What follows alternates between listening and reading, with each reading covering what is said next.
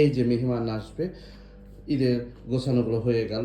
যতটুকু পরিপাটি করে রাখার জন্য যতটুকু প্রয়োজন ততটুকুই এইভাবে গুছিয়ে রাখি আমি।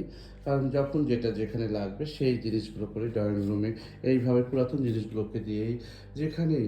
আমার একটাই কথা হলো যে আমার ঘর অল্প জিনিস হোক আর যাই হোক, কিন্তু সব কিছু হলো ঝকঝক চকচক করে রাখতে হবে। সেখানে আমিও খুব পরিষ্কার পরিচ্ছন্ন করে রাখি।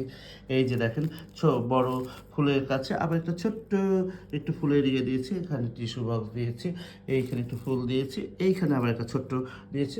একটু বসবে সবাই, একটু নিখুঁতভাবে দেখবে যে কী ধরনের, কারণ এখন তারপরে এই যে এগুলো সব আমার আপনাদের চিনার, যে যতটুকু যেভাবে যতটুকু যেটা আছে প্রত্যেকটা শিল্পীর পটে মতন করে সংসার করতে হয়। যে রান্না বান্নাও করা হয়েছে, এখানে রান্নাগুলো করে রাখা হয়েছে, সবাই আসবে খাবে দাবে, মেহমান তো আসবেই।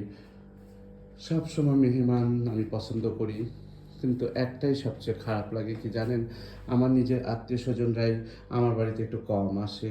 কারণ আত্মীয় স্বজন আসবেন না কেন, অবশ্যই আসবেন। আমার অনেক আত্মীয় সবাই আসলে আমার কাছে আসবেন, নিজের মতন করে চলে আসবেন।